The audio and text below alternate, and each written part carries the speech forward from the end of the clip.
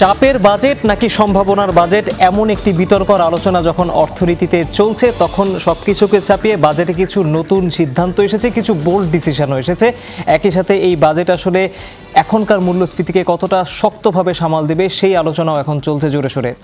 তবে বাস্তবতা হচ্ছে 786 কোটি টাকার বাজেট থেকে যে বাংলাদেশের যাত্রা শুরু হয়েছিল, আজ ঠিক 50 বা 52 বছর পরে এসে সেই বাজেটের আকার কয়েকশো গুণ বেড়েছে এবং সেই 8 লাখ কোটি টাকার বাজেটে আমরা দেখতে পেয়েছি যে নানা ধরনের সম্ভাবনার কথা বলা হচ্ছে। বেশ কিছু ব্যবসায়ীদের আসলে দিন শেষে কতটা সংকটের সমাধান হবে, ব্যবসা এবং বিনিয়োগের পরিবেশ আসলে আগামীতে কতটা নিশ্চিত হবে, সেই গোমর খুঁজে বের করাই আজকের এই যমুনা টেলিভিশনের নিয়মিত আয়োজন 24 ঘন্টার উদ্দেশ্য।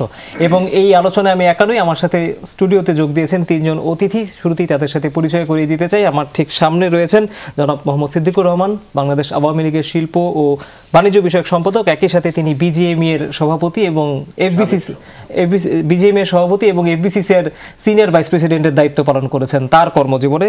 মাঝে আছেন মোহাম্মদ নুরুল আমিন, সাবেক chairman association of bankers Bangladesh এবং একই সাথে সাবেক ব্যবস্থাপনা পরিচালক এনসিসি ব্যাংক এবং মেঘনা ব্যাংক লিমিটেড। এবং আমার ঠিক ডান পাশে আছেন জনাব তাবিত আওয়াল, তিনি বাংলাদেশের খুব পরিচিত ব্যবসায়ী এবং একই সাথে তিনি বিএনপির নির্বাহী কমিটির সদস্য হিসেবে দায়িত্ব পালন করেছেন এবং একই সাথে ওনাকে আপনারা মেয়র নির্বাচনের সময়ও কিন্তু খুব মাঠে সদর্পে দেখেছেন।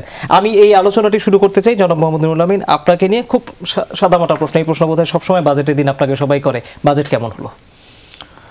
ধন্যবাদ। আমরা বাজেট অলরেডি সংসদে পেশ হয়েছে। আমার প্রথম কথাটা হচ্ছে যে বাজেটের আকার আমার কাছে মনে হচ্ছে বাড়েনি। সেটা অঙ্কের ভিত্তিতে যদি বলি, গতবারের বাজেটের থেকে এটা 5%-এর মতো বেড়েছে, কিন্তু আমাদের ইনফ্লেশন 10% নিচে বা এরকম। ফলে বাজেটের আকারটা গত বছরের যে 7,61,000 কোটির সাথে 7,97,000 কোটি হওয়াতে পরিবহনগতভাবে এটা কিন্তু আমি বলবো একটা সংকুচিত বাজেট। তাহলে ঠিক এই সময়ে আমরা এই বিষয়টা নিয়ে এর আগেও বাজেটের আগেও আলোচনা ছিল যে আমরা একটু ট্রেড অফ করি, প্রবৃদ্ধিকে একটু ছাড়, মূল্যস্ফীতিকে নিয়ন্ত্রণ করা, রিজার্ভ বাড়ানো, ওই 3-4টা বিষয়ের উপর যেখানে জোর, সেখানে প্রবৃদ্ধির জন্য একটু ছাড় দেওয়ার কথা সবসময়ই বিভিন্ন রিসার্চ অর্গানাইজেশন বা ইকোনমিস্টরা বলে আসছেন। এইবার সেই ক্ষেত্রে কিছুটা লক্ষণ দেখা যাচ্ছে যে গ্রোথের ক্ষেত্রে কিছুটা ছাড় দেওয়া, বাট মুদ্রাস্ফীতি নিয়ন্ত্রণের যে টার্গেট, এটা আমার মনে হয় চলমান যে পরিস্থিতি দেশি এবং আন্তর্জাতিক, সেখানে ওই পর্যন্ত অ্যাচিভ হবে কি না এটি নিয়ে একটি ডিবেট থাকতেই পারে।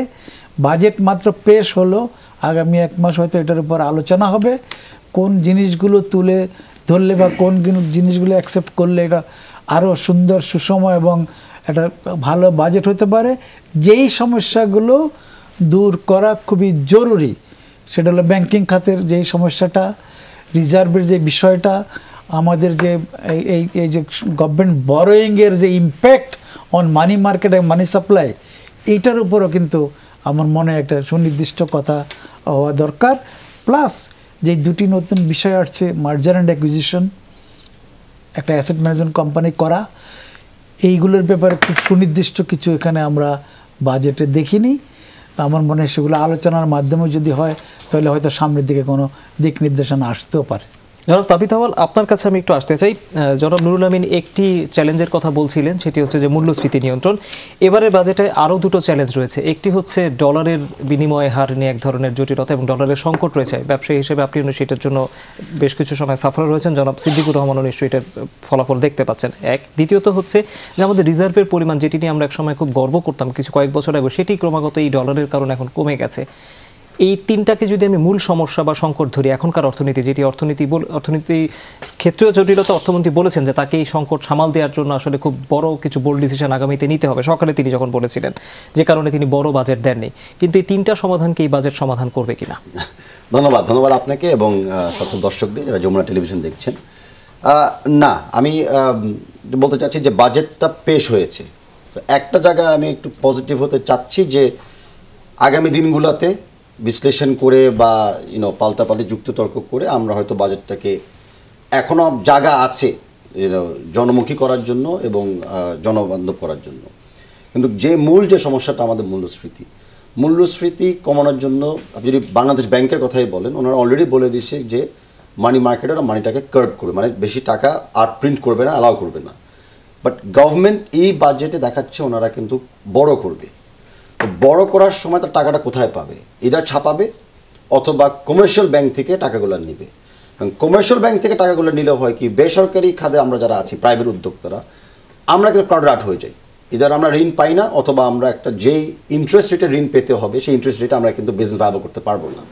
আর আমি বারে বলে আসছি যে অ্যাজ আ যুবক হিসাবে বা ইউথ হিসাবে আনএমপ্লয়মেন্টকে যদি আপনি ট্যাকল না করেন, তাহলে এত কিছু করে এই আজকের বাজেট বা কালকের বাজেট করে কিন্তু কোনো লাভ হবে না। দেশে কিন্তু এমপ্লয়মেন্ট বাড়াতে হবে, বাড়ানোর জন্য প্রাইভেট সেক্টরকে আরও প্রাধান্যতা দিতে হবে, আরও সুযোগ সুবিধা করে দিতে হবে। বাট যখনই আপনি এই সংকটগুলো মোকাবেলা করার জন্য ইকোনমিটাকে শ্রিঙ্ক করতেছেন, তখন প্রাইভেট সেক্টরটাকে শ্রিঙ্ক করা হচ্ছে। তো আমাদের এই ফল আউট এফেক্ট যেগুলো বা মনে করেন যে এডিশনাল সমস্যা যেগুলো, সেগুলোকে সমাধান হচ্ছে না। আর ফরেন এক্সচেঞ্জ রেট মনে করেন যেটা উচিত ছিল অতীতে করা, সেটা এখন হচ্ছে, আগামীতে হয়তো আরও হবে, বাট সেটা কিন্তু একটা চলমান প্রক্রিয়া। বাট আমরা কোন গতিতে প্রক্রিয়াগুলোকে মোকাবেলা করতেছি সেটা কিন্তু বিশ্লেষণ করে যে আমি সমস্যার থেকে কখন বের হয়ে আসতে পারবো। আর ফরেন এক্সচেঞ্জ যেটা আমরা বলতেছি, ফরেন এক্সচেঞ্জটা কিন্তু ন্যাচারালভাবে কন্ট্রোল হচ্ছে না। যদি যেটা অর্থমন্ত্রী মহোদয় বলতে চাচ্ছে যে খুব কঠিন সিদ্ধান্ত নিচ্ছে, যদি নিয়ে ফেলতো সেটা এক জিনিস, বাট সিদ্ধান্তগুলো কিন্তু আমি কঠিন নিতে হবে বুঝতেছি, বাট নিতে কিন্তু পারছেন বা নিচ্ছেন না। কারণ এক্সচেঞ্জ রেট আপনি ওপেন করছেন না, এটা কিন্তু পুরো ওপেন করলেও যে কোনো সমস্যা, ধরে রাখলেও কিন্তু একই সমস্যা। তো আমরা একটা প্ল্যান দেখতে চাচ্ছিলাম যে আগামীতে এক্সচেঞ্জ রেটটা কীভাবে আরেকটু লুসেন আপ করবে। একটা প্ল্যান দেখতে চাচ্ছিলাম যে আগামীতে ব্যাংকের ইন্টারেস্ট রেট, কমার্শিয়াল ইন্টারেস্টগুলোকে কীভাবে বাড়াবে বা কোন সময় আবার কমাবে। আর ব্যবসা বাণিজ্য করার সময় এটা কিন্তু যে কস্ট অফ বিজনেস তো খালি ব্যবসা পরিবেশ না, আমাদের বিদ্যুতের দাম বেড়ে যাচ্ছে, জ্বালানির দাম বেড়ে যাচ্ছে, ইনফ্লেশনের কারণে লেবার কস্ট বেড়ে যাচ্ছে। তো যখনই আমার হাই কস্টে আমি কোনো কিছু পণ্য ব্যবস্থা করতেছি, তখন প্রাইসও বেড়ে যাচ্ছে। তো প্রাইস বাড়লে অনেকে কিনতে পারছে না। তো ইকোনমি কিন্তু একটা বা দুটো ইস্যুতে জড়িত না, এটা একটা হোলিস্টিক অ্যাপ্রোচ। তো ওই হোলিস্টিক অ্যাপ্রোচটা আমরা কিন্তু বর্তমান প্রস্তাবিত বাজেটে দেখি নাই। আর বিনিয়োগের ক্ষেত্রে মনে করেন যে ক্যাপিটাল মার্কেটে এখন যে সমস্যাটা, যে আমাদের প্রত্যেকটা শেয়ার বাজারে প্রাইস কিন্তু নেমে গিয়েছে, এটা উঠার কোনো পরিকল্পনা আমরা দেখছি না। তো সে একটা জায়গা আমি বুঝতেছি যে ইদার স্কিপ করা হয়েছে, বাট আপাতত দৃষ্টিতে কিন্তু প্রায়োরিটি পায় নাই। আমরা পুঁজিবাজার নিয়ে আজকে অর্থমন্ত্রী যদিও খুব একটা স্পেসিফিক কোনো বক্তব্য পাইনি, জনাব মোহাম্মদ সিদ্দিকুর রহমান, আমি জানতে চাই তাবিথ আউয়াল যে অভিজ্ঞতাগুলোর কথা বলছেন, একই ধরনের অভিজ্ঞতা আপনার ক্ষেত্রেও প্রযোজ্য কিনা ব্যবসায়ী হিসাবে আপনাকে জিজ্ঞেস করছি। এক, দ্বিতীয়ত হচ্ছে আজকে এফবিসিসিআই তাদের তাৎক্ষণিক প্রতিক্রিয়ায় বলেছে যে এই বাজেট ব্যবসায়ীদের জন্য ভালো হয়েছে, ইতিবাচকভাবে দেখেছেন। কিন্তু কিছুদিন আগে আমরা দেখতে পেলাম যে আমাদের রপ্তানির প্রবৃদ্ধি বিশেষ করে পোশাকের ক্ষেত্রে কিছুটা কমে গিয়েছে। তাহলে এই বাজেট আসলে কতটা ব্যবসায়ীদেরকে সুরক্ষা দেবে? ধন্যবাদ আপনাকে এবং ধন্যবাদ যমুনা টিভির দর্শকদের এবং আমার দুই সহ আলোচক। ওনারা এতক্ষণ যা বলেছেন, স্বাভাবিকভাবেই বাংলাদেশের পরিস্থিতি কিন্তু এখন সেরকম। যেমন বাজেট তো সরকারের একটা আয় ব্যয়ের হিসাব, বাৎসরিক আয় ব্যয়। যেমন আমার সংসারে আমি একটা বৎসরের আয় ব্যয়ের হিসাব যেভাবে রাখি, দেশেরও কিন্তু আয় ব্যয়ের হিসাবটা হলো বাজেট। এবং বাজেট যেটা খুব বড় আকারের যে বাজেট দেয়নি, সেটা কিন্তু একটা সুখকর জিনিস আমাদের জন্য। কারণ আপনি বাজেট দিলেন, ইমপ্লিমেন্টেশন করতে পারলেন না, তাহলে এমনিতেও আমার চ্যালেঞ্জ আছে যে আমাকে ব্যাংক থেকে ড্র করতে হবে, বিদেশের উপরে নির্ভর করতে হবে। এই জিনিসগুলোও কিন্তু আমরা ওভারকাম করতে পারি। সেটা পারার জন্য যে জিনিসটা দরকার আমাদের, সেটা হলো যে আপনার এনবিআরের, আমরা শুধু বলি সক্ষমতা না, এনবিআরের সক্ষমতা আছে, কিন্তু তাদেরকে সেই কাজটা করতে হবে সেই রুট লেভেল পর্যন্ত। যা আপনার ইউনিয়ন পরিষদেও এখন অনেক কোটিপতি আছে যারা ট্যাক্স দিতে পারে, আমি উপজেলা লেভেলে অনেক কিছু আছে, অনেক ডেভেলপড হয়েছে। তাহলে সেই জায়গার মধ্যে কেন যাচ্ছে না? আমাদের যে রেমিটেন্সের বলি যে আমরা টাকা আসে আমাদের, তো রেমিটেন্সের টাকাটা কোথায় ইনভেস্টমেন্ট হয়? রেমিটেন্সের টাকাটা কিন্তু আমাদের ইন্ডাস্ট্রি বা কোনো জায়গায় কিন্তু সেইভাবে ইনভেস্টমেন্ট হয় না। রেমিটেন্সের টাকাটা এই মফস্বলে গ্রামেগঞ্জে বিভিন্ন জায়গায় কিন্তু ইনভেস্টমেন্ট হয়। তাহলে সেই জায়গার মধ্যে তারাও কিন্তু একটা ট্যাক্স নেটের আওতায় আসতে পারে। আমাদের ট্যাক্স নেটের আওতাটা আমরা কেন বাড়াতে পারছি না? আমি কেন ব্যাংকের উপরে নির্ভর করতে যাব? আমার যদি যে ট্যাক্স পেয়ার আছে তার থেকে যদি আমি ডাবল করতে পারি, এত বছর ধরে আমরা বলতেছি এবং সরকারও সেটা জানে, তারপরেও এই ট্যাক্স নেটের আওতা কিন্তু কোনোভাবেই বাড়ানো হচ্ছে না। যারা দিচ্ছে তাদেরকেই যেয়ে ধরতেছে। তো সেই জায়গার মধ্যে যদি আমাদেরকে যদি সামনের দিকে এগিয়ে যেতে হয়, এই চ্যালেঞ্জ মোকাবিলা করতে হয়, তাহলে কিন্তু সবচেয়ে আগে হলো এনবিআরকে ঢেলে সাজাতে হবে এবং এই ট্যাক্স নেটের আওতা বাড়াতেই হবে। আমরা ব্যাট দিই, ব্যাট কিন্তু আমরা সবাই দিই, প্রতিটা মানুষ সব জায়গায় কিন্তু যে ব্যাট দিতেছে, জিনিস কিনতেছে, ব্যাট দিচ্ছে, কিন্তু এই ব্যাটটা সরকারের কোষাগারে যায় না। এই ব্যাটটা ডিজিটালাইজেশন করার জন্য, অটোমেশন করার জন্য আমরা কিন্তু অনেক আগে থেকে অনেক কাউন্টডাউনও দেওয়া হয়েছে, তারপরেও কিন্তু আমরা সেটা করতে পারিনি। মেশিন, আমি বলবো যে মেশিন এনবিআরের কেন কিনে দিতে হবে? যে লোক ব্যবসা করে সে মেশিন রাখবে, তাকে গিয়ে চেক করবে যে সে ঠিকমতো ব্যাটটা যাচ্ছে কিনা। তো এই যে জিনিসগুলো আছে, আমি যদি আভ্যন্তরীণভাবে যদি আমার সমস্যার সমাধান না করতে পারি, তাহলে আমার বহির্বিশ্বের উপরে, লোনের উপরে, এই জিনিসের উপরে বসে থাকলে তো আমাদের চলবে না। আর একটা জিনিস হলো যে ডলারের রেট এখন বেড়েছে, আমাদের আমদানি পণ্যর দামও অবশ্যই ডলারের সাথে সাথে বাড়বে, এটাই স্বাভাবিক। আমরা যেহেতু আমদানি নির্ভর দেশ, আমার রপ্তানির থেকে বা রেমিটেন্স সহ আমরা যাহাই পাই না কেন তার থেকে বেশি আমাকে আমদানি করতে হয়। তাহলে আমাকে সেই জায়গার মধ্যে 10 বছর আমি ডলারের রেট এক জায়গায় আটকিয়ে রাখলাম। এই রাখার পরে হঠাৎ করে এটা কিন্তু আটকিয়ে রাখা যায়নি, কারণ এটা একটা বাঁধের মতো। আপনি বাঁধ দিয়ে রাখলেন আটকে রাখার জন্য, দেখা গেল যে পানির স্রোত খুব বেশি আসছে, তো বাঁধটা ভাঙবেই। এখন সেই বাঁধটা ভেঙেছে, এখন সেই বাঁধটা ভাঙার পরেও আপনি জোড়া তালি দিয়ে এটা রক্ষা করতে চেষ্টা করতেছেন, এইভাবে তো হবে না। আপনি হয় মার্কেটের উপরে ছেড়ে দিন, একবারে একটা ধাক্কা খেয়ে এক জায়গায় না এক জায়গায় তো আসবে। পাকিস্তানে আজকে ডলার 280 টাকা, 280 রুপি। তাহলে আমার যে রপ্তানি বাড়বে, কীভাবে বাড়বে? পাকিস্তানের কটন পৃথিবীর মধ্যে, ইজিপশিয়ান কটনের পরে পাকিস্তানের কটন। পাকিস্তানের এই টেক্সটাইলের ব্যাকগ্রাউন্ড শত শত বছরের। তাহলে আমাদের এখান থেকে কিন্তু এখন যেটা আমাকে নুরুল আমিন সাহেব বসেই জিজ্ঞেস করতেছিল, রপ্তানির কী অবস্থা গার্মেন্টসে, বিশেষ করে যেখান থেকে 84% ফরেন কারেন্সি আসে আমাদের, সেইখানে কিন্তু এখন অর্ডার কমে যাচ্ছে। কোথায় যাচ্ছে? পাকিস্তানে যাচ্ছে, ইন্ডিয়ায় যাচ্ছে, যাদের কোর র মেটেরিয়ালস আছে, যাদের সব কিছু আছে, তুলার থেকে শুরু করে তাদের সব কিছুই আছে। তো সেই জায়গার মধ্যে আমাদেরকে চ্যালেঞ্জ নিয়েই আমাদেরকে ব্যবসাটা চালিয়ে যেতে হচ্ছে। তো এখানে আমি মনে করি যে অনেকগুলো জিনিস করা দরকার। সেটা সবচেয়ে বড় যেটা দরকার, আমার আভ্যন্তরীণ খাতকে, বিশেষ করে এনবিআরকে যে কোনোভাবে, যে কোনো মূল্যে আমাদের ট্যাক্স ব্যাট নেট বাড়াতেই হবে। এটা যদি না বাড়াতে পারি আমরা, তাহলে আমাদের এই চ্যালেঞ্জ কিন্তু প্রতিনিয়ত বাড়তেই থাকবে। একটা জায়গায় যেটা শেষ করা উচিত যে হ্যাঁ, আমি আভ্যন্তরীণ খাতের থেকে যদি ডাবল করি, তাহলেই তো আমার সব সমস্যার সমাধান হয়ে যায়। আমার এখন যেটা কালেকশনের যে টার্গেট দিয়েছে, এই টার্গেট কখনো ফুলফিল হয় না। কেন হয় না? কারণ এটা তাদের ব্যর্থতা।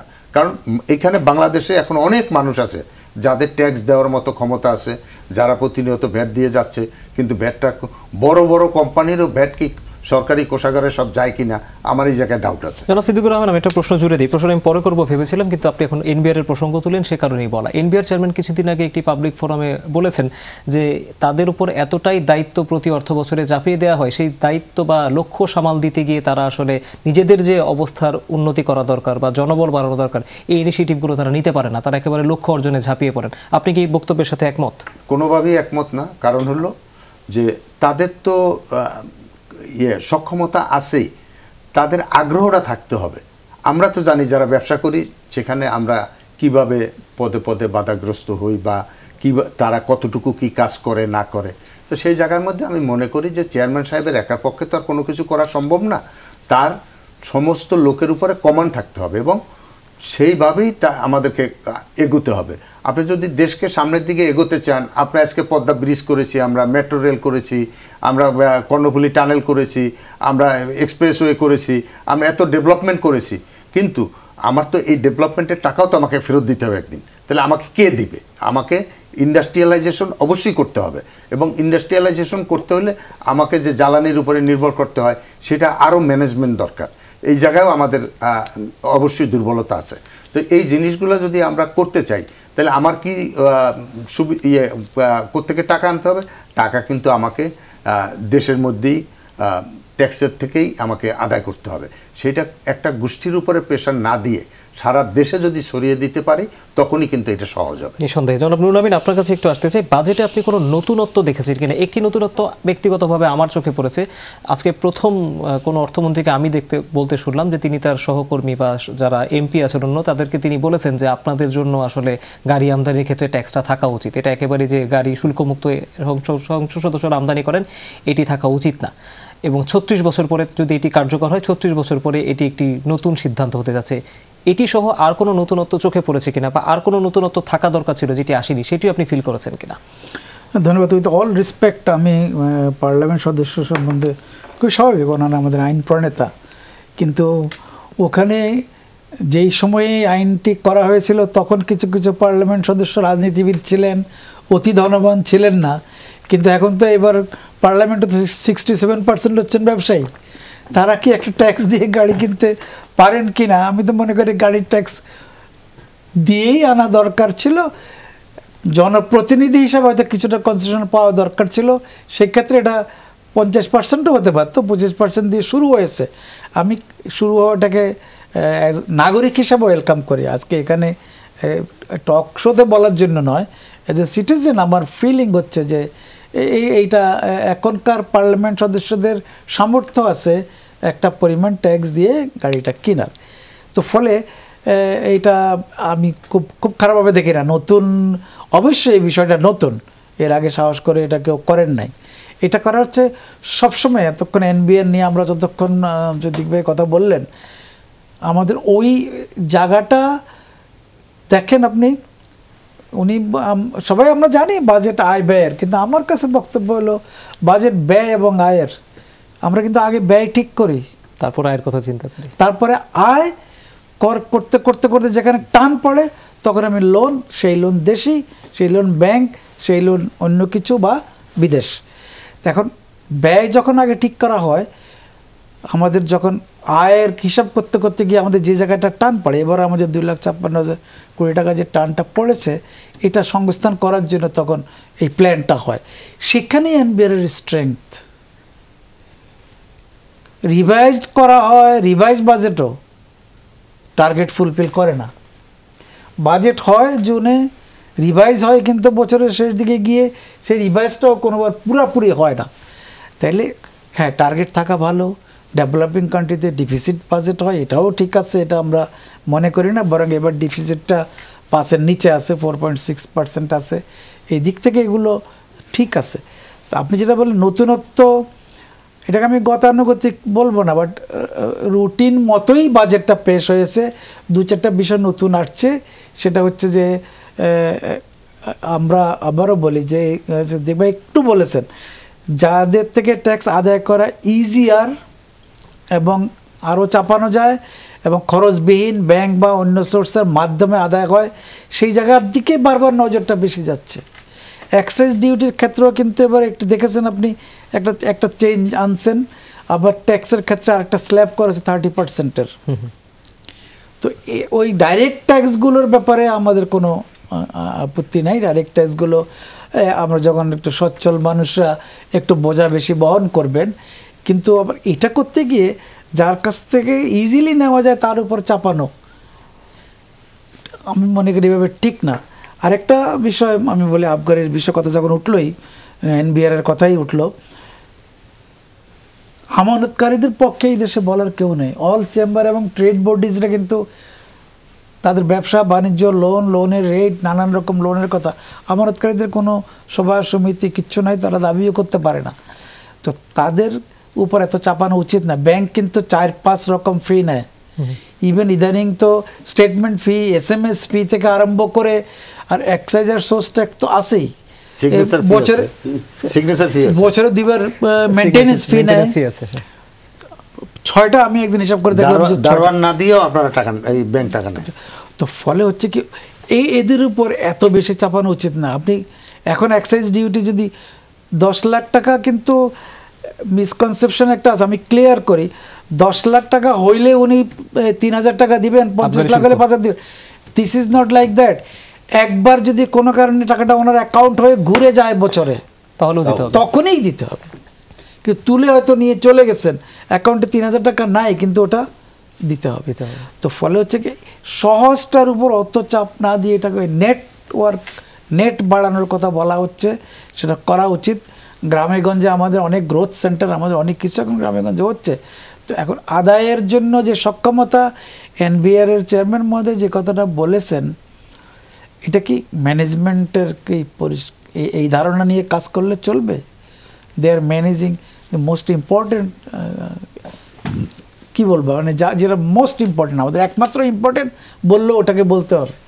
তো সেই জন্য আমি যেটা বলবো সেটা হচ্ছে যে একমাত্র ইম্পর্টেন্ট না, ওইটা আমাদের হার্ট, এটাই মানে মূল ইয়ে। আর এই কাজটার জন্য ওনারা দায়িত্বপ্রাপ্ত, ওনারা আমি জানি না ক্যাপাসিটি বিল্ডিং আমাদের দেশে, কিন্তু এখন দেখেন আমাদের আমলাতন্ত্রের নেগোসিয়েশন ক্যাপাসিটি কিন্তু কমে গেছে, বার্গেনিং ক্যাপাসিটি বাইরের সঙ্গে কমে গেছে, আমাদের এফিসিয়েন্সি কমে গেছে, আমাদের দুর্নীতির কথা নাই বললাম।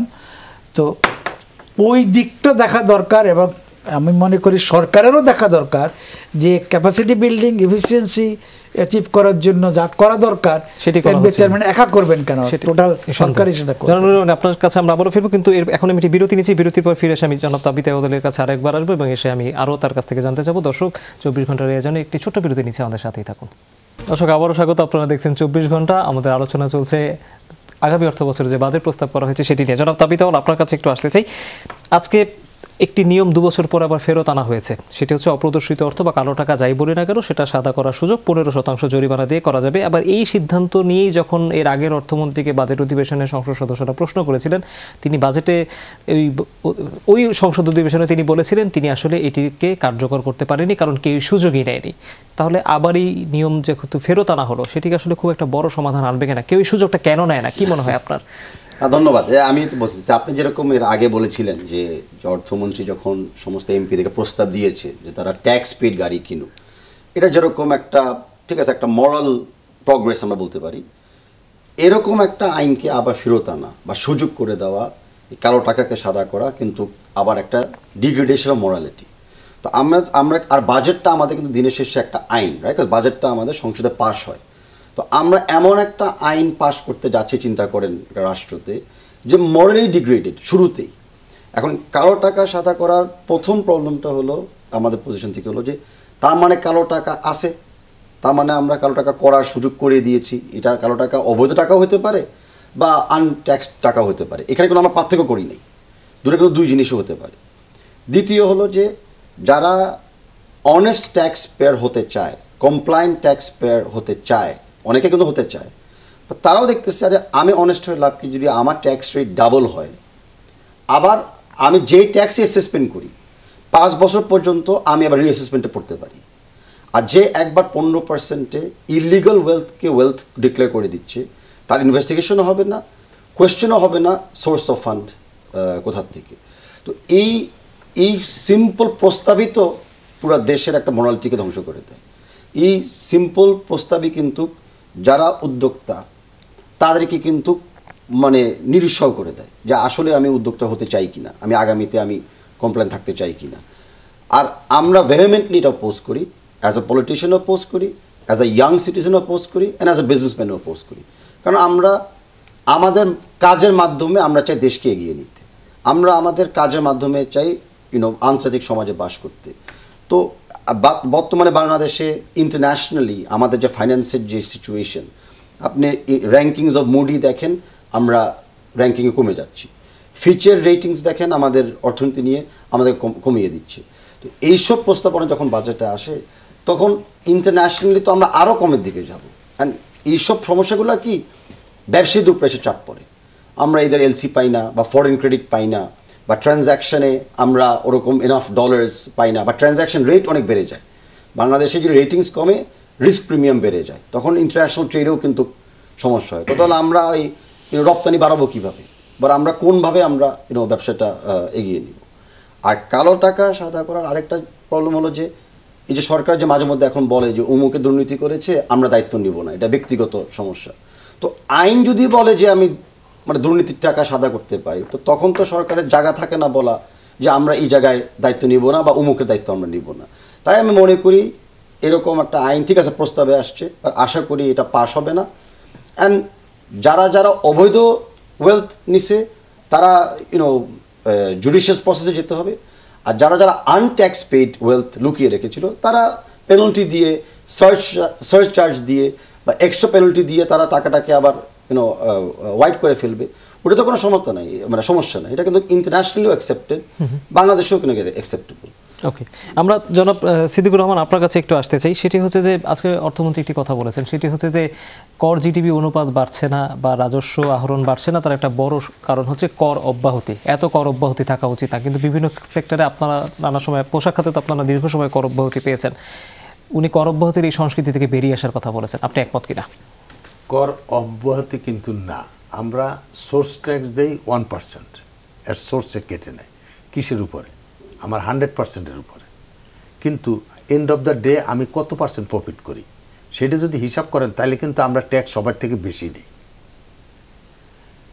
আর আমাদের গ্রিন ফ্যাক্টরির বেলায় 10% ট্যাক্স আছে, আর নর্মাল ফ্যাক্টরির বেলায় 12% ট্যাক্স আছে। অনেক দেশ আছে যেখানে রপ্তানি খাতের উপরে কোনো ট্যাক্সই নেই।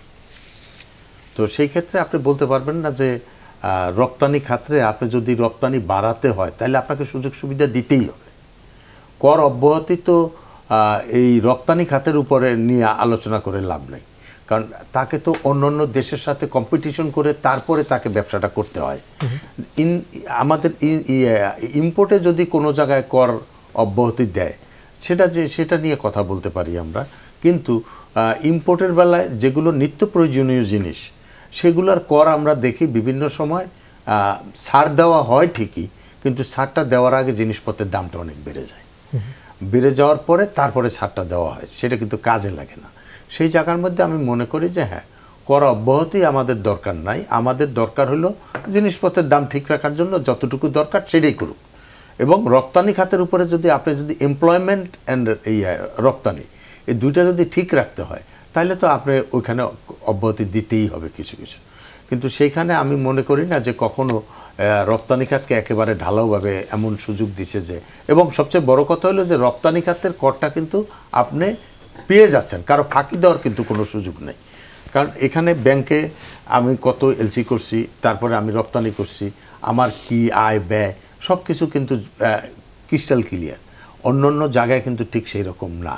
তবে আমাদের দেশে যে জিনিসপত্রের দামগুলো বাড়ে, এখানে জিনিসপত্রের দামটা আমাদের অবশ্যই ইম্পোর্ট কস্ট কত, ট্যাক্স কত, তারপরে দাম কত হওয়া উচিত সেই জিনিসটা কিন্তু আমরা এখনও মানাতে পারি না কাউকে। কেউ কোনো সময় জিনিসপত্রের দাম হঠাৎ করে বাজার থেকে গায়েব হয়ে যায়, তারপরে জিনিসপত্রের দাম বাড়ে। এই জায়গাটার মধ্যে কাজ করা দরকার সরকারের। এই অনেকগুলো কাজ আছে যেগুলো সরকারের করা দরকার, এবং সেগুলো যদি সিরিয়াসলি আমরা করতে পারি। হ্যাঁ, বাজেট, আমি বলবো যে বাজেট যেটা এখন দেওয়া হয়েছে সেটা শিল্প বান্ধব, বিসিসিআই যেটা বলেছে ব্যবসা বান্ধব। হ্যাঁ, আমরা ব্যবসায়ীরা অনেক কিছুই চাইলে পাই, এবং আমি মনে করি যে আলাপ আলোচনার ভিত্তিতে এই বাজেট যখন পাস হবে তখন হয়তো অনেক কিছুই পরিবর্তন হবে, এবং আমরাও আশা করি যে সেগুলো যেন পরিবর্তন হয়, যেটা দেশের স্বার্থে, যেটা জনগণের স্বার্থে। মাননীয় প্রধানমন্ত্রী শেখ হাসিনা কিন্তু সাধারণ জনগণের পক্ষে, এবং সাধারণ মানুষ যাতে কষ্ট না পায় সেই জিনিসটাই উনি সবসময় এনশিওর করতে চান, এবং আমিও আশা করি সেটাই বাজেটে কিন্তু যখন পাস হবে তখন আমরা সেটার প্রতিফলন দেখতে পাবো। কিন্তু কিছু জিনিস আছে যেগুলো আমাদের করা উচিত, সেগুলো আমাদেরকে করতেই হবে নিঃসন্দেহে। জনাব নুরুল আমিন, দুটি তথ্য আপনাকে দিতে চাই। একটি তথ্য হচ্ছে যে এই মুহূর্তে ব্যাংক, সরকার যে নীতি বিবৃতিটা দিয়েছে আজকে বাজেটের, আমাদের অনেকগুলো বই দিয়েছে সেটার সাথে, সেখানে একটি কথা নীতি বিবৃতির বই লেখা আছে যে ব্যাংক একীভূত হতে যে প্রসেসটি শুরু হয়েছে এটি সুফল পেতে সময় লাগবে, একটি মন্তব্য করা হয়েছে। আরেকটি বিষয়, আজকে খেলাপি ঋণের একটি পরিসংখ্যান হঠাৎ করে আমাদের সামনে এসেছে এবং জানুয়ারি থেকে মার্চ মাসে দেশে খেলাপি ঋণের পরিমাণ 36,000 কোটি টাকা বেড়েছে এবং রেকর্ড এই মুহূর্তে 1,82,000 টাকা আমাদের দেশে খেলাপি ঋণ, যেটি এই যাবৎকালের সর্বোচ্চ। তাহলে IMF এর এত প্রেসক্রিপশন, আমাদের এত সংস্কার কার্যক্রম, একীভূতকরণ, এগুলোর সুফল পেতে যদি দেরি হয় তাহলে আসলে খেলাপি ঋণ কোথায় গিয়ে দাঁড়াবে, ব্যাংক কোথায় গিয়ে দাঁড়াবে? ধন্যবাদ। আমি প্রথমে মার্জার অ্যাকুইজিশন কথাটা বলি। মার্জার অ্যাকুইজিশন ওয়ার্ল্ড ওভার হচ্ছে, দীর্ঘদিন থেকে হচ্ছে, প্রতি বছরই মানে আমেরিকা, ইউরোপে শত শত মার্জার অ্যাকুইজিশন হচ্ছে, কিন্তু ওটা এগ্রিমেন্টের মাধ্যমে হচ্ছে যে কে কাকে নিলে কি হবে। এটা কি দুইজন যখন মার্জার অথবা অ্যাকুইজিশন, দুই রকম। মার্জারটা হচ্ছে যে একেবারে ফুল সম্মতিতে এটা হয়, আর যেখানে অ্যাকুইজিশন সেখানে যে অ্যাকোয়ারার তার কিছুটা হাই হ্যান্ড থাকে, বাট সম্মতিতে। আমাদের এখানে এই জিনিসটা কিন্তু সেইভাবে হয়নি ব্যাংকিংয়ের ক্ষেত্রে। এটা মোরাললেস আমরা বলবো কিছুটা নির্দেশিত, বাট ওদের বোর্ড এটা অ্যাগ্রি করেছে, এটাও ঠিক, কিন্তু আমরা হয়তো বুঝতে পারি যে এখানে কোনো না কোনোভাবে একটু ইয়ে আছে। মার্জার অ্যাকুইজিশনের সময় লাগার সবচেয়ে বড় কারণ হলো যে খুব সুস্পষ্টভাবে এখানে ক্লিয়ারলি এই ভ্যালুয়েশন করা, এই কোম্পানি দুটাকে মানে খুব যাচাই বাছাই করে ঠিক করে, ভ্যালুয়েশনটা হলো এখানে ইম্পর্টেন্ট, যে কীরকম হবে, শেয়ারের প্রাইসটা কী হবে, মার্কেট প্রাইসটা কী হবে। দ্বিতীয় হচ্ছে এই দুর্বল ব্যাংকটির কারণে একটি সবল ব্যাংক যদি টেক ওভার করে without arrangement of the bad loans, bad assets, তাহলে ওই ব্যাংকটা দুর্বল হয়ে যায় কিনা, এটা একটা বড় অ্যাসেসমেন্ট কিন্তু এখানে করতে হবে। সেক্ষেত্রে একটা অ্যাসেট ম্যানেজমেন্ট কোম্পানির কথা বলা হয়েছে, বাজেটে সে সম্বন্ধে কোনো অ্যালোকেশন বা কোনো কিছু নাই, সেটা নিয়ে সরকার নিশ্চয়ই দ্বিধান্বিত। এই জন্য যে ট্যাক্স পেয়ার্স মানি দিয়ে আবারও এই ব্যাংকগুলোকে সেভাবে রক্ষা করা ভালো না ইকুইটি দিয়ে টিকায় রাখা ভালো। কারণ 2020 সাল পর্যন্ত সরকারি ব্যাংকগুলোকে 20,000 কোটি টাকা ইকুইটি সাপোর্ট দেওয়া হয়েছে। খুব কি উন্নতি হয়েছে? খুব বেশি উন্নতি হয়নি। সেই জন্য এইরকম একটি বিষয় আছে যে মার্জার অ্যাকুইজিশনে দুর্বল ব্যাংক, আপনি বলেন দুর্বল ব্যাংকটার ক্লাসিফিকেশন যদি 25% হয়, সবল ব্যাংকটা যদি 5% হয় সাপোজ, তাহলে যেদিন অ্যামালগেট হবে ওরা আইসা যাবে, সেদিন কিন্তু অ্যাভারেজে ওইটার তো ক্লাসিফিকেশন বেড়ে 15-20% চলে যাবে। তাহলে কি এই ব্যাংকটা কি দুর্বল হয়ে গেল? ফলে এই জন্যে উনি যেটা বলেছেন যে আরও চিন্তাভাবনা করার বিষয় আছে এবং এটা একটু সময় সাপেক্ষ ব্যাপার। আর খেলাপির কথা যেটা বললেন, এই দেশে খেলাপি সংক্রান্ত লেখালেখি বা বক্তৃতা বিবৃতিতে কম নিউজ প্রিন্ট খরচ হয় নাই, কম আলোচনার ঘন্টা খরচ হয় নাই। প্রশ্ন হচ্ছে আমরা কিভাবে এটা সমাধান করতে চাই। আমরা এই যে খেলাপি ঋণ ম্যানেজমেন্টের সার্কুলার, মাস্টার সার্কুলার হলে 1 মাস পরে অ্যামেন্ডমেন্ট করি, আজকে একটা সার্কুলার দিয়ে 1 মাস পরে একটা অ্যামেন্ডমেন্ট করি। এত আনসার্টেনটি এই ক্ষেত্রে, এত মানে ফার্মনেসের এত অভাব, এবং রেগুলেটর এবং অপারেটরের ডিউ ডিলিজেন্স করার যে বিষয়গুলো, এগুলো আমি বলবো একটা অভাব এখানে বিরাজ করছে। সেটা হলো ম্যানেজমেন্ট প্রবলেম। ম্যানেজ করার ক্ষেত্রে আমাদের ভীষণ, আমাদের দৃষ্টিভঙ্গি এবং এই কাজগুলো ইমপ্লিমেন্ট করার জন্য যে দৃঢ়তা দরকার রেগুলেটরের, সেটার কিছুটা ঘাটতি এখানে আছে। আর অপারেটররাও ওই সুযোগগুলো নিয়ে এই লুজ ইয়ের মাধ্যমে করে। আর আমাদের খুবই স্বাভাবিকভাবেই ব্যবসায়ীরা ব্যবসা করার জন্য তো সহজ একটা বিষয়, এনভায়রনমেন্টও চাইবেন, কিন্তু লোন রিস্ট্রাকচার রিশিডিউলিংয়ের মাধ্যমে যদি দীর্ঘ সময় ধরে এটা করা হয়, এবং এই উইলফুল এবং এই যে অনিচ্ছাকৃত খেলাপির ডেফিনেশনটা যেভাবে করা হচ্ছে, একটা এবার ব্যাংক কোম্পানি অ্যামেন্ডমেন্টে আসছে, কিন্তু সেটা করার জন্য ব্যাংকগুলোকে একটা কমিটি করতে বলা হয়েছে। ওরা খুব ফ্রিলি উইলফুল ডিফল্টটা ঠিক করতে পারবে কিনা, কারণ আগামী জুলাইতে কিন্তু ফার্স্ট রিপোর্টিং হতে হবে। সেটাই আমরা জনাব নুরুল আমিন আপনাকে একটু থামাতে চাই, বিরতি নিব, বিরতির পর ফিরে এসে আমরা আপনার কাছ থেকে বিষয় আরেকটু বিস্তারিত জানার চেষ্টা করব। আমরা একদমই সরাসরি আয়োজনে আছি, যে কারণে কিছুটা সময় স্বল্পতা আছে। দর্শক 24 ঘন্টার এই আয়োজনে একটি বিরতি দিচ্ছি, আবারও ফিরবো, আমাদের সাথে থাকুন।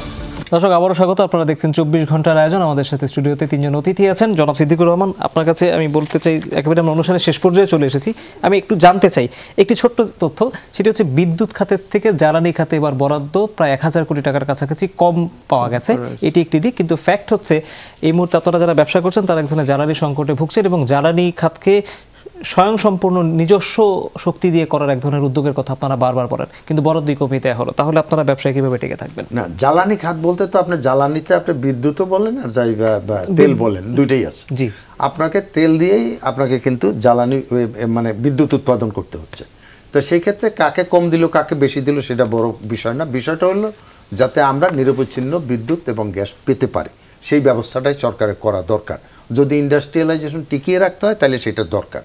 আমি এখানে অর্থমন্ত্রীকে একটা ধন্যবাদ দিই, কিছু কিছু জিনিস কিন্তু উনি অনেক বোল্ডলি উনি বলছেন এবং ভালো বলেছেন। সরকারও চেষ্টা করতেছেন এবং সেই অনুযায়ী যেহেতু উনি এই সরকারের অর্থমন্ত্রী, উনি বাজেট দিয়েছেন, সেই জায়গায় ওনাকে ধন্যবাদ দেওয়াই যায়। কিছু কিছু জায়গায় কিন্তু উনি রিফর্ম করার চেষ্টা করছেন এবং সেটা যদি আলটিমেটলি করা যায় এবং পাশ করা যায় তাহলে আমরা অবশ্যই বলতে পারি এটা জনবান্ধব বা ব্যবসা বান্ধব বাজেট।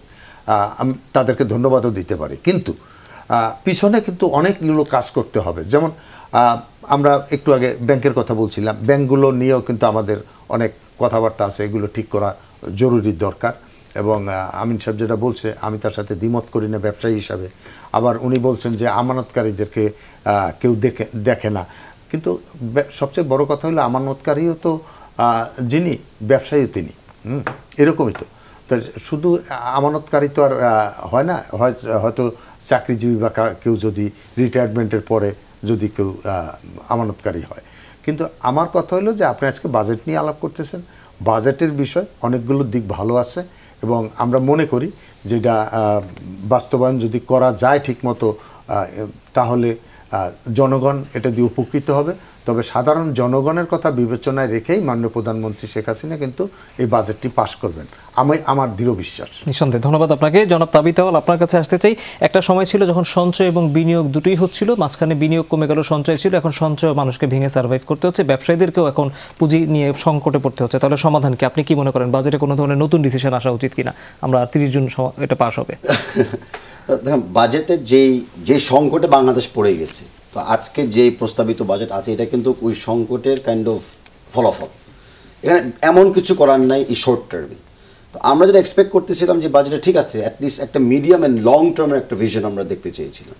তো মিডিয়াম অ্যান্ড লং টার্মে তো মানুষের বিনিয়োগ দিয়ে দিয়ে দেশকে বেরিয়ে আসতে হবে। সবসময় আবার ওই সেভিংস করলে হবে না, বিনিয়োগই হলো একমাত্র সলিউশন। কিন্তু বিনিয়োগ করার জায়গাগুলো তো সব সীমিত হয়ে গেছে এবং বিনিয়োগ করার জায়গাগুলো আবার খালি সীমিত না, এগুলো কিন্তু আবার আনসেফ হয়ে গেছে। যেমন অনেক ফাইন্যান্সিয়াল ইনস্টিটিউশনগুলোতে যদি কেউ টাকা রাখতে চায়, এফডিআর ভাঙানোর সময় টাকা পাচ্ছে না, বা চেক ট্রানজ্যাকশনে ওরা টাকা পাচ্ছে না।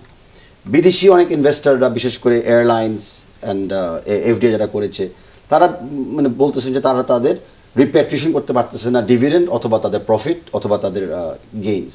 তো বিনিয়োগের জায়গাগুলো যদি এখন থেকেই ঠিক করবে বা ঠিক কেমনে করবে, এই সিগন্যালটা না পেলে বিনিয়োগ কিন্তু কখনোই বাড়বে না। কেউ কিন্তু শর্ট টার্ম বিনিয়োগ করতেছে না, এটা বাংলাদেশের আবার রেজিলিয়েন্সের একটা পজিটিভ সাইড।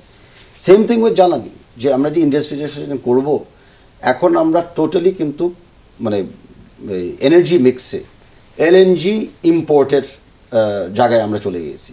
তো এলএনজি যখনই ডলার রেট বেড়ে যায়, আন্তর্জাতিক জায়গায় ফ্রেট বেড়ে যায় বা সংকট হয় বা যুদ্ধ হয়, এলএনজি এফেক্টেড হয়, আবার বাংলাদেশ এফেক্টেড হয়। তো বাংলাদেশকে আমরা তো যাচ্ছি যে আমাদের যে গ্যাস প্রোডাকশন অনশোর এবং অফশোর, সে জায়গায় কিন্তু কোনো মানে ইমিডিয়েট উদ্যোগ নেওয়া হচ্ছে না, নেওয়া হয় না গত 10 বছরে। আমরা যে গ্যাসটা পাচ্ছি পাইপে, সেটাই গত 1 মাসেও কিন্তু ঠিকমতো আমরা প্রেশার পাই নাই, যে কারণে অনেক ইন্ডাস্ট্রি কিন্তু প্রোডাকশন কমিয়ে দিয়েছে। অলরেডি মাল পাচ্ছে না, আবার যেটা পেয়েছে সেটা ওরা প্রডিউস করতে পারছে না। সোলারে কিন্তু আমরা এগিয়ে যেতে পারি, যেন নন ইন্ডাস্ট্রিতে ইউজ করতে পারি, সেটাও আমরা কিন্তু একটু শেষ করতে হবে, আমরা দেখতে পাচ্ছি না।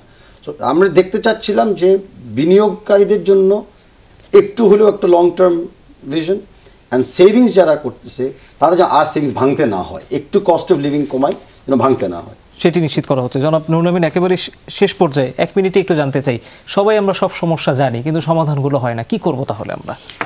এটা অবশ্যই এটা যে ম্যানেজমেন্ট স্কিল, আমাদের যে ক্যাপাসিটি বিল্ডিং, আমাদের যারা অ্যাডমিনিস্ট্রেশন মানে টোটাল আমলাতন্ত্র থেকে আরম্ভ করে প্রফেশনালস সবাই তার ডিউ ডিলিজেন্সটা করলে এবং এটা মনে হয় আন্তরিকতার সঙ্গে করলে এটা আসবে, সেটার একটু অভাব আমরা দেখতেছি। কিন্তু আমি যেহেতু ব্যাংকিংয়ের লোক, আমি একটা কথা বলবো যে যেদিন বাজেটটা পাস হবে তার 15 দিনের মধ্যে একটা মনিটারি পলিসি ডিক্লেয়ার হবে। আমরা চাচ্ছি যে বাজেটের এমন কোনো অ্যাকশনস মানে ফিসক্যাল মেজার্স মনিটারি পলিসির উপর পড়ে মানি মার্কেটের উপর যেন এটার প্রেশারটা না হয়, বরং যত বেশি হবে মানি মার্কেটের লিকুইডিটি এবং ইন্টারেস্ট রেটের বিষয় তত টালমাটাল অবস্থা থাকবে। কাজে ওই ফাইন্যান্সিয়াল ওই সাইডটা যেন ফিসক্যাল মেজারের সঙ্গে একটা কোঅর্ডিনেশন হয়, যেটা আপনি ক্যাপিটাল মার্কেটের কথা বলতে গিয়ে শেষ করতে পারেন নাই। আমরা সবসময় বলার চেষ্টা করি বা করেছি যে ক্যাপিটাল মার্কেট একটা মার্কেট, মানি মার্কেট একটা মার্কেট, ফিসক্যাল আরেকটা বড় বিষয়। এই তিনটার কোঅর্ডিনেশনও কিন্তু খুবই খুবই জরুরি, খুবই জরুরি। এখানে সেটাই আমি বলবো যে অ্যাজ ব্যাংকার যে মনিটারি পলিসি যেটা আসবে সেটার যে দায়িত্বগুলো, মুদ্রাস্ফীতি নিয়ন্ত্রণ শুধুই বাংলাদেশ ব্যাংকের দায়িত্ব, কিন্তু উনি পাচ্ছেন না ফিসক্যাল মেজারের জন্য। গভর্নমেন্ট বরোয়িং বাড়লে কস্ট বেড়ে যায়, চাকরিটা এখানে হয়তো এত লম্বা ফিসক্যাল ইম্প্যাক্টটা যেন মনিটারি পলিসির উপর কম হয়, তাহলে ব্যাংকিং সেক্টরে যে ব্যবসা বাণিজ্য বা লিকুইডিটি, ব্যাংকের তো ক্রেডিট অ্যাপিটাইট থাকতে হবে, লেন্ডিং অ্যাপিটাইট থাকতে হবে, আবার বিজনেসম্যানদের ক্রেডিট ডিমান্ড থাকতে হবে। তো এখনকার বন্ডের রেট, বিলের রেট বেশি হওয়ার কারণে তারা ওখানে ইনভেস্ট করে, তাদের লেন্ডিং অ্যাপিটাইটটা আর ক্রিয়েট হয় না, সেই বিনিয়োগটা ওখানে করে যেটুকু অ্যাভেলেবল হয়। ফলে ব্যবসা বাণিজ্যের জন্য ব্যাংক যেরকম অপরিহার্য, তারা যেটা করতে পারবেন সেটা যেন ফিসক্যাল মেজারের কারণে ইম্প্যাক্টেড না হয়, সেটি সবকিছু সুন্দর পরিবেশ। আপনাদের তিনজনকে অসংখ্য ধন্যবাদ আজকে সময় দেওয়ার জন্য। আমরা আজকে এই আয়োজন এখানেই শেষ করছি। দর্শক, বাজেটের খুঁটিনাটি আমরা আপনাদের সামনে তুলে ধরার চেষ্টা করেছি। আসলে দিন শেষ পর্যন্ত কি হবে সেটা কিন্তু বাজেট যেদিন পাস হবে সেদিন আসলে তার বিস্তারিত সবচেয়ে ভালো মতো আমরা জানতে পারবো। এতক্ষণ ধরে যারা আয়োজন দেখেছেন তাদের সবাইকে অনেক ধন্যবাদ। শুভরাত্রি।